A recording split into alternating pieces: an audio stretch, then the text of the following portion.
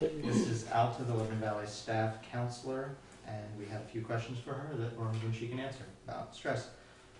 So, about how many students come to you with stress-related problems each year? I don't have a percentage, which would be nice to have, but I would say a large majority, maybe 80–85% of the students come with stress-related issues. Surprisingly large number. Yes. Do you seem to see more guys in here, more girls trying to deal with stress, or? Genders deal with stress differently.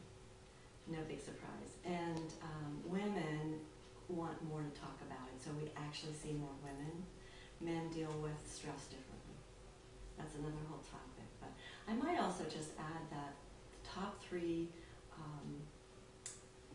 reasons that people come here are relationship issues, adjusting to life away from home, life in college, and anxiety.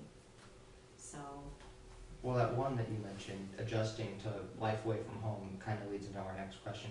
Do you seem to get more of a certain grade level student here? Like, do you see more sophomores or more freshmen or more seniors stressing about finally reaching the end? I don't think we see any one grade level more. But I think the stressors are different. You know, obviously, freshmen would have a lot more adjustment to college, and seniors are stressed about what are they going to do now. Mm-hmm. Yeah. And then, so while you said that some of the stresses are adjusting or what they're going to do after school, what would you recommend to a student who comes to you with an adjustment problem? A lot of different things. Sometimes just talking is really good, and normalizing it, like you're not alone. Finding another group of people who are having similar issues to adjusting to school.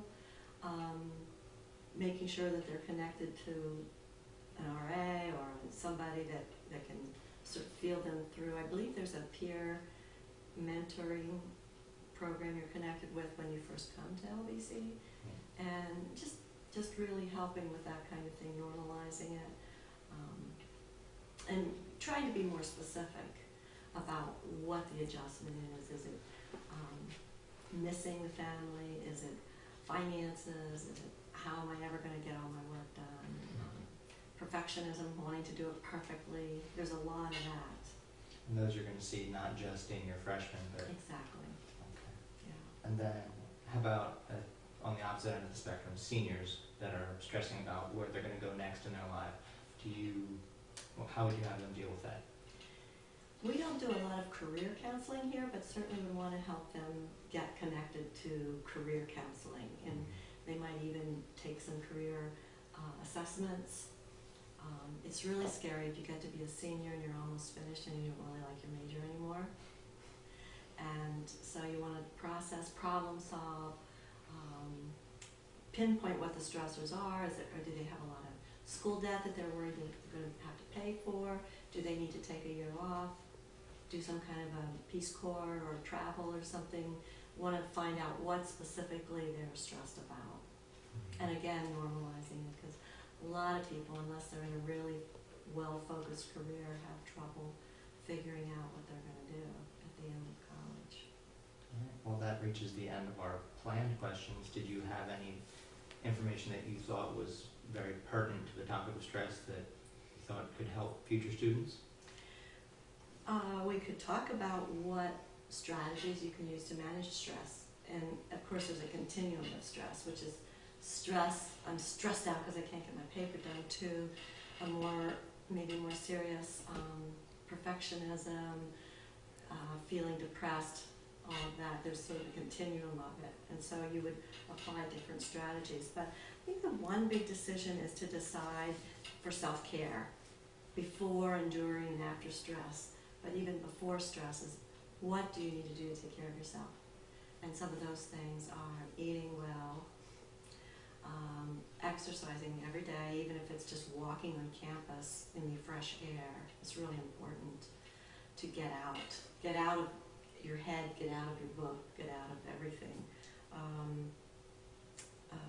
Talking to friends, having fun, determining what it is that does calm you down. I think each person is different, so you have to sort of tailor-make what is it that is calming for you. call, just be sure to talk to someone. You're not alone. Always talk to someone. If not here, a professor, friend, RA. So you're saying for stress control, you'd recommend a relaxing activity versus changing your behavior. Like one of the ones you listed was that they're having problems getting all their work done on time.